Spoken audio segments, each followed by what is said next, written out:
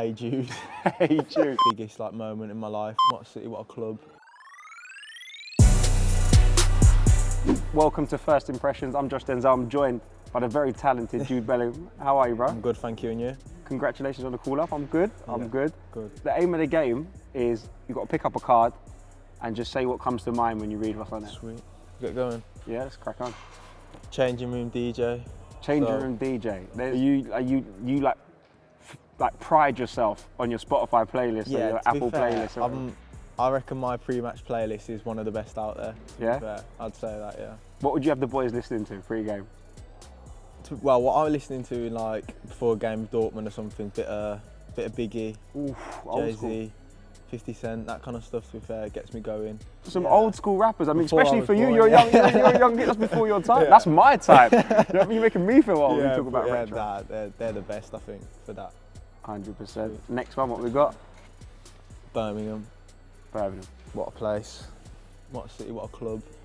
I think for me it was, there's no better place to have been last year other than at Birmingham City, and you know, obviously coming through the ranks there and like learning everything that I've learned, the coaches, all the players that I've been with and stuff like that, and then you come into the first team and obviously you're one of their own and you're like a fan's favourite, and you kind of carry the expectation of the city, or especially the blue half, on your back a little bit. And obviously I loved every second of it, just going out there and representing myself but also representing the fans, because at the end of the day I'm one of the lucky ones that has been a fan all the way through, academy player, and then got to play in the first team. So yeah, I'm very grateful to have kind of done myself and my people proud at that club. After our games, it's always the first score I check all the time, and I'm always watching the games when I can. So yeah, means so much to me, that club. 100%. Next one, what we got? Gaffer. Southgate. Gareth Southgate. I mean, yeah. You speak. Yeah. To be fair, when you're in the youth teams with England, he's always kind of about, and I think they do it purposely to kind of get you familiar with him and get you to know that kind of he's always watching, he's always looking out for who's doing what and stuff. So coming up, I've seen him, and I spoke to him after a lot of games, in the gym. He's done workshops with us and meetings, and I think that's probably helped for when I've actually met him coming into the squad, and he's made me feel really comfortable, and obviously with the help of the lads, it kind of made me feel really at ease and just helped me do what I do, really. For sure. Next one. To the next. Under 21s. Under 21. So yeah, that was a mad experience to me at the start anyway, because obviously I'd done one camp with the 21s, got a few records, and then came to the second camp, had another couple of games, and I was loving it with the 21s. I was learning so much, because obviously all the boys there were such top players, and then I even came for the third one, and that's when I got told I'd be with the seniors for the first time. So yeah, but AD and all the 21 staff are brilliant, and so are the players. So yeah, good group. 21s versus this team, It's the seniors. Who Who wins? Well, I can't say. I've got friends in both areas, so I can't say. But yeah, I think it'd be a close game, to be fair. For sure. Grab another one. Hey Jude. Hey Jude. Talk to me. I want to get your opinion on To be this. fair, I didn't see that coming at all, so that's kind of stumped me a bit. But yeah, whenever people use it, it's good. You know what I mean? I've probably heard that song about 10 million times whilst I've been playing football and stuff. So yeah, I guess it could be a good chant one day, I suppose. So yeah, it's decent. Were you aware of the song? Yeah, to be fair, I've been aware since I was younger, but as soon as I started playing professional football, people come up to me in my face and sing it and stuff like that, and you just kind of learn to get on with it, really, and you're used to hearing it. So yeah. The Dortmund fans they're good at creating funny songs and kind of using the English language in their own way. That's why I'm gutted, because obviously with the COVID again, there's no fans in, so they've not really given me the opportunity to hear it in that massive stadium with all those fans. So that's something I'm definitely looking forward to. We'll make sure you get it on the playlist for pre-game. Just hype yourself up bit properly. Slow, but maybe could get me there. The debut.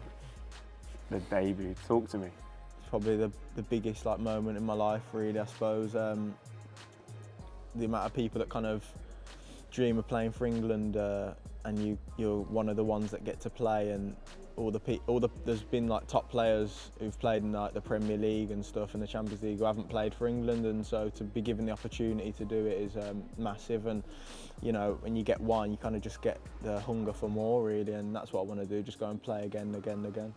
Republic of Ireland at Wembley, I mean, it's something that people dream of. Yeah. But what were your thoughts? You know, you get the call up, you're walking out onto the pitch. What's going through your head? It's crazy, like it's just surreal, really. And then it happened so quickly. Like, yeah, 1 minute you're sitting in the stand, like no debut, and then next thing you know, it's like, yeah, get ready, get changed, you run, and in like 2-3 minutes you're on the pitch playing for England, like with all these stars and stuff. So yeah, it's crazy. It was quite a quick turnaround. Yeah. So how do you mentally prepare yourself for something like that? To be fair, I've always kind of felt comfortable coming off the bench. Like all the kind of my introduction to everything in football has always been off the bench. So when you come on, you just try and compose yourself and play. I think, to be fair, not having fans in the stadium almost helps me, because I'm calmer and I can kind of collect my thoughts a bit easier. But yeah, definitely a massive day for me. For sure. Next card. Germany. Talk to me. Well, all the people and stuff have been brilliant with me.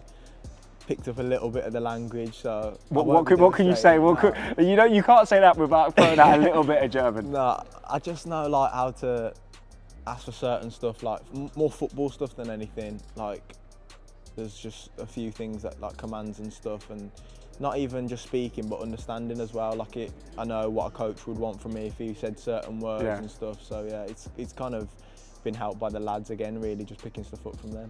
Is there an international word for man on, or is it just? It's just man, I think. I just say man, like, and hope that they understand what I'm saying. And then obviously with my accent, with the German language. It's hard enough in England. Yeah, it's a nightmare for you now, but imagine that in Germany, it's crazy, so yeah. For sure. FIFA Stats. FIFA Stats. Are you a FIFA player? Yeah, to be fair, like, I have spells, so like, when I'm doing well in that, I love to play FIFA, but when I'm struggling, I won't play for months because I'll just get head loss and like it's not good for my head. So, but my FIFA stats, they're all right, to be fair. For a first card, they're not bad. You know what I mean? I take it. The rating's a bit low. I think I started with a 69 on Ultimate Team, so that's a bit low. But all my other stats are quite good, and obviously when I've played with myself, it's been good. So. You're one of them people who goes on there and gets all the points and puts your stats to the top there, 99 everything. Improve everything and that, and then when Ultimate Team, I was like the first player that I got in, so I was just banging goals and assists with him. I see that, it's focus. Sure. 22.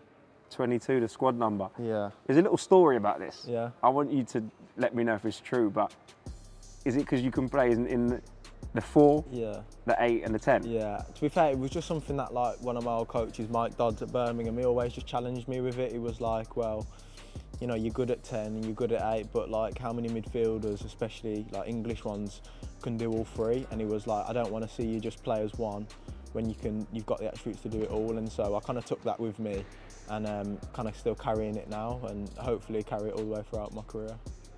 Which one do you prefer? It's a tough one. Probably the 8, just because I like going box to box, you know what I mean? But, you know, if the manager wants me to play in the 10 or in the 4, then yeah, I can do it.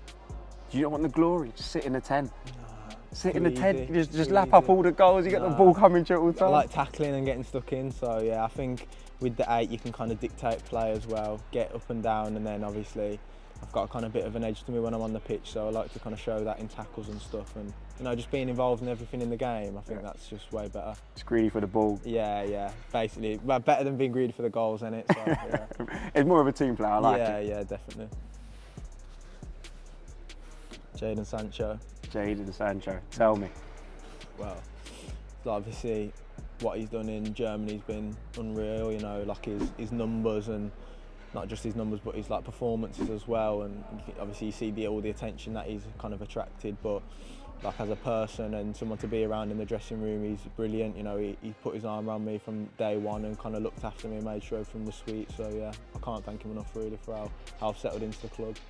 When you went out there, did you go, I better add him on Instagram and just DM him quickly, or was it a previous relationship? To be fair, I'd never met him, and I remember just coming in day one, and he was probably one of the first people I saw, and he kind of just got into normal convo, and we kind of just like started from there really. It wasn't like on Instagram forcing it or anything like that. It was just normal, and it made it easy going forward. If I needed anything, I'd just shout him or anything like that. So yeah.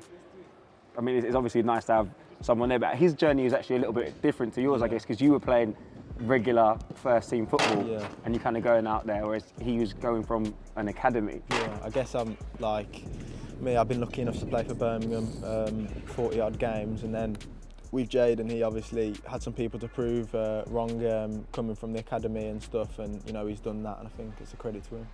For sure. Family. I know it's important to you. Most important thing, isn't it? Obviously, with COVID, it's been a bit split. So my dad and my brother are over here in England, and then my mum lives with me out there in Germany. So with all the travel restrictions and stuff, it's been hard to see them. But when we do, it's brilliant, and we have a good time. So yeah, the most important people in my life, definitely. I know your mum's living out there. She's keeping you in check. I mean, because if you was out there on your own, 17 out there in Germany, it could be a wild situation. But she's there every day. Yeah, that's what mum's for, I guess. Just keeping you grounded and stuff, and like everything that she does for me, I can't thank her enough, really. So she's always there for me. And I heard your dad was a prolific non-league goal scorer. His head would be like this after watching this, but yeah, he was decent. Yeah, and to be fair, we talk about like football and heroes, but I think like my dad was kind of like my first one, because you go and watch him play every week in like non-league, and it's not like the Premier League or anything, but seeing the way that he plays and the way the atmosphere is and stuff, it made me fall in love with football, I suppose. So yeah, he's probably my first hero. He's going to be buzzing listening to this, isn't he? He's going to be buzzing. He said to me like this. I'm never going to have a chat to him after this. Yeah, I did hear that he scored over 700 non-league goals. Yeah, something like that. He'll know exactly how many. He'll know the number. Yeah, he'll be buzzing after this. Do you remember if there was a time when you were down there and you were watching as a kid and you think, this is what I want to do? Yeah, 100%. I think after the first few times of going, and you start to take a bit more, pay a bit more attention to the games and stuff, and like the atmosphere, and obviously scoring, and you see him like celebrating and stuff like that. It's like, yeah, I want that to be me. And then like growing up, it was like he'd always give me tips on what I could do and stuff like that. And then I got to a certain age where it kind of flips, and like it's brilliant because we have a relationship as like father and son, and then obviously as you get older, it's like coach and player sort of thing or whatever, and like it's perfect, really. Do you ever spin it back on him and go, listen, you should have cut inside? Yeah, to be fair, as I got older, I got a bit cheeky and thought I could drop it in on him, but yeah, he weren't really having it. A call up. I mean, it was initially for the 21s, right? Yeah, so obviously, again, I was with the 21s, and it was, I come home the day before, got to see my family, which was brilliant. Then I was into the 21s bubble. I just got my smear, actually, my COVID swab. And then AD, the 21s coach, come up to me and was like, Gareth wants you for this camp. And I was just like, oh, again, like, what do you mean Gareth wants me, like, for training? Or like, all of a sudden you just get so nervous out of nowhere. And then like, so I've gone from thinking I was going to be with the 21s, and then 2-3 hours later I was like training with the England senior team, and it was crazy, surreal. What's that thought when you look out onto the training pitch and you're like, oh, all right, fair play? Yeah, it's mad because like, obviously as an England fan, especially like the kind of time I'm growing up in, you can see everything on YouTube, like the sessions, and you always kind of tune in to see what he looks like, and the little shooting videos. Everyone's sat there hours watching the shooting drills. So like I was always just like tuned in, see when they was dropping videos and stuff, and then to kind of be around them and the whole atmosphere and the vibe and everything, it was brilliant. Nice. England heroes. I mean, you've spoken a little bit in interviews about who you looked up to, but Wayne Rooney and Steven Gerrard for me. Like, I just loved everything about them, really. And I remember the first England kit I had was like Rooney. It was always Birmingham with my name, and then England with Stevie or Rooney. Sure. Well, Jude, that's the last one. That's brilliant. I feel like we got to know you a little bit better. Yeah, hope so. Appreciate it, mate. Pleasure, thank you.